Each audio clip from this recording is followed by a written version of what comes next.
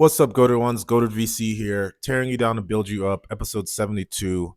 Today we have a company called FYPM. Can you guess what that means? It means F you pay me. Now, typically I do product hunt stories because people are looking for feedback. People don't really post that much on the weekends. So went to TechCrunch, scrolled through, mostly boring story, fundraise. And then this one seemed very interesting because the founder raised money through thirst traps, which still work. They'll always work. They've worked from beginning of time. Um, and raise money through Instagram stories. Now, for me, this is interesting. Let me go full screen on them. This is interesting because people raising money in more kind of conversational ways, I think, is how things are going to go. And I think it's great for separating people who are in the mix, using these platforms, understanding culture, understanding what's happening in society. Those type of investors who are actually connected to these things are the ones that should be investing in these type of companies because they can give actual feedback. Your 60-year-old investor that has only worn suits their whole life has no idea about these things. And I've seen investors talk about how it's annoying that founders want to do intros via text. It's like, well, sorry, you're not gonna have access to good deals. So I do think this is not just a one-off story about this particular founder's ability, although it seems like she is very smart and capable. But this is a way of raising money that actually separates the investors who can actually add value from the ones that just are a check. So that's what I saw. And I also wanted to take this as an opportunity to show what is a user journey. So with the consulting that I do, a lot of times we are working with the company on, what are these different touch points that somebody interacts with your brand. So they might see you on social and they might see a few things that happen, and then they might go to your website, or they might get a referral from somebody, or they might read a press article, or they might see a video. Like, there's so many ways that people can interact with your brand, and you don't control how people come into your funnel. So you have to always be cognizant of these things. And I thought this was a good indicative example of that. So I'm approaching this website as somebody who has a brand studio. We create brands at Inca for influencers. So I have 4 or 5 brands that I'm looking for the right influencer to go and promote that brand, and they take 70% of the profit, right? So I'm looking at this, and I'm reading this article, right? So I'm like, cool. The story of how she raised money, very interesting, very smart to do it that way. It's only kind of like a cultural thing that people don't like post about fundraising. I think it's been fine to post publicly for a few years now, right? So I'm reading this. Fundraising strategy is cool, but I'm more interested in the company. It says a glass door for influencers. Now, when journalists do this kind of shortening of companies, it doesn't always hit properly. So when I read that as reviews of influencers. So I can see, like, is this influencer good to work with? Are they a jerk? Do they actually do stuff on time? Which is what I care about because I want to find a few of these influencers, right? So I see that. I'm like, cool. I don't really care about the fundraising thing too much. So I click on this and I come to the website. Now, typically we do website reviews. I don't know if I can still do a website review, but this is the whole page. So the hero and the page are going to be the same thing, same score, because there's only a hero. And there's literally not any information at all about what this website is, who it's for. There's a sign up button, also gives you no information. It's just a form. There's merch, which is nice. Who does their merch? This is a Shopify store. They probably use Printful or Guten. Shout out to Guten. Guten is really coming up. They're a top player in this industry. As somebody that's done merch for 10 years, this is definitely a brand that can, I mean, they could be $1 million brand just off of just off of this, to be honest. Um, this is kind of basic. It's not that interesting. I think they could probably do more with it. Um, but I digress. There's a research thing, creator pricing benchmark. So this is how I'm seeing the site, right? Like I don't know anything about what this company does exactly. I have this vague idea that it is something for reviewing influencers. That's like what I'm working against. Um, so honestly, I don't know. If I was just judging this page properly, I would give this a, a zero.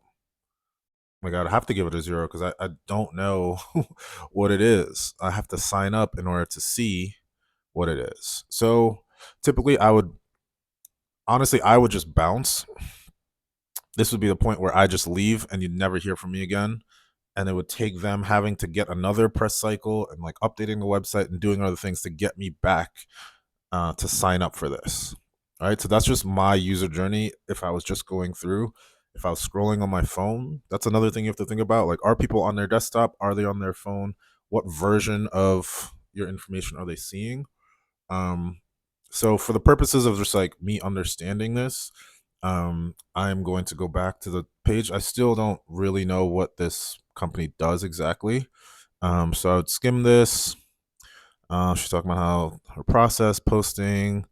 Angel investor from Clearbit. Clearbit, shout out to Clearbit. Great company that just sold to HubSpot. Sophia Amoroso, who is an awesome founder. I'd love to interview her someday. Um, Not all founders could manage an Instagram fueled fundraise. Blah blah blah. I don't care. I get it. Like I already get the point. She raised off of Instagram stories. That's dope. Um, so now the product. She's a model. Got paid 1,000, which is a dismal sum for a master fashion brand. Yeah, I mean, uh, a commercial for Land Rover, so I feel you on that. Not, I didn't get paid a lot, but it was just, yeah. I thought like, oh, cool, I'm getting attached to Land Rover, so that's awesome. On paper, really successful. Couldn't get paid. Okay. Masters in finance, awesome. She started an Instagram about sexism in the workplace. Cool. I mean, not cool, but that's not cool for sexism in the workplace, to be clear. Once again, no one wanted to pay her. So this was born. Searchable database for influencers. Yes. But the way the website set up, the platform was going to be difficult to scale. So it's been rebuilding the site from the ground up, instead only catering to influencers. New iteration will allow talent managers and brand representatives to use the platform to advertise opportunities as long as they're transparent about how much money they're offering. Okay. Fine. Okay. This is for me. This is exactly for me. Um, Going through the data, the payment spread of payment is so huge. For the same work, someone will get paid anywhere between 0 and 6 figures. And oftentimes, differentiators knowing how much to ask for, understanding what's reasonable or not, and knowing what your value is. Okay, I rock with this. I think generally it's good to have pay transparency. Um, I think it's also important to understand the stage of a company, where it is. Um, I mean, I'm not Mark Jacobs. I've done 7-figure businesses. I haven't done 8-figure businesses. So I can't give people, a 6-figure sum for a campaign, right? So knowing that, if that's a part of it, that you can just communicate who you are as a company, what we stand for, and what our budget is. If the right people can come around and say, you know what, I still support this company because they've been able to communicate certain things. If that can be a part of the platform, then I'm totally gonna do it. But um, you know what, I'm gonna sign up. I don't typically sign up. Um, I'm gonna pause this. and sign up. All right, so we're signed up. Create your oh man, FYPM profile. I'm an agency. Um, claim your business page. I can do a brand. Oh, so it's a sign up. It's not actually ready yet. Apply today to get early access. So you claim your brand profile. All right.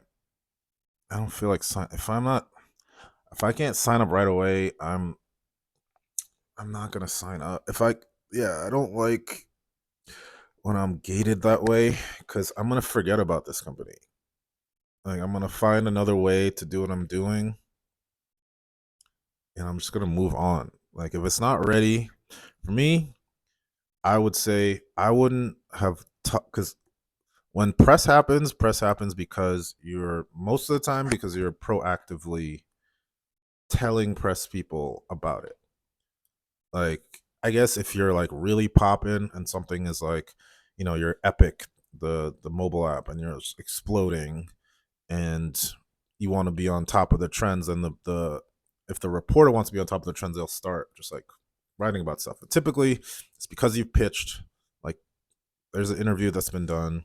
So I'm assuming that happened here. I could be wrong, but because I think some of the quotes are old, right? Because there was something about said this last year somewhere. I can't remember, something like that. I swear I read that. Something about last year. Anyway, yeah, like if you're not ready for the attention, I would not seek the attention, basically. Because it's like I'm probably gonna churn because I got excited. I was like, cool, let me see it. Like, you want to get people, and I have this blog post I really need to publish. It's about getting to the magic moment of your business. Like, your goal is to get people to that. As a founder, you want to get people to the magic moment as quickly as possible. For the mobile app that I'm working on called it's a to-do list app where it limits you to your top 3 tasks for the day. For me, it's getting the notification. It's probably just I actually have to think about that. What is the magic moment? For me, it's probably getting that notification that there's a task that you got to start right away and feeling like the app is part of your process. For this company, for me as an agency, since I have a bunch of different brands, the moment is having a great influencer replying to my post, someone that matches what we're looking for, and seeing that like, okay, I have a connection with this person, even if they don't sign on. To have an influencer connected to me, who responds or says a message, like that's the point that this founder, she should be trying to get people to. So um it's an interesting thing. I'm still on their email list, I guess, but I definitely encourage people to to not go for press until you're really, really ready for it. Like unless the product is like fully there. And then obviously on the webpage, like you gotta have more info. Because this page says nothing, like absolutely nothing. And I get that might be a strategy. I mean, for OnlyFans, like their strategy was like there's a paywall, and I guess you want to get this content, and they're not even showing a little bit of the content. It's just you have to subscribe in order to even see any of the content. And I think that's one of the reasons why OnlyFans has worked. But at least on OnlyFans, you still get at least a description or something on the page. So, yep. So if we're doing typical reviews, I got to give it a 0.0 on the hero, 0.0 on the page. The product, I don't know yet. It's not built yet. I saw a little preview. I think the concept is great. I think it's something that is needed. Um, there are a lot of platforms for managing finding influencers that have come and gone. So one that is more influencer centric, um, in terms of transparency, I think is a nice change. Because similarly, like the process that she's used to fundraise is the process. This like public process is the same ethos that is going into the product. And so for me as an investor, I'm like, okay, there's a fit between the founder, how she thinks, how she processes information, and the product that she's trying to build. And that product she's trying to build is important for this community, and that community is a cultural phenomenon that is going to continue to grow. I remember I had to convince an investor that people would buy products from influencers. They're like, really? You're gonna buy products from influencers? I was like, yeah, I'm wearing stuff from influencers. Like this is a thing, you know? So um, from an investment standpoint, I see why people are taking to this. Um, and yeah, I wish her well, and looking forward to see how this goes. But as always, brush your teeth, walk in the corner. Denbo is out.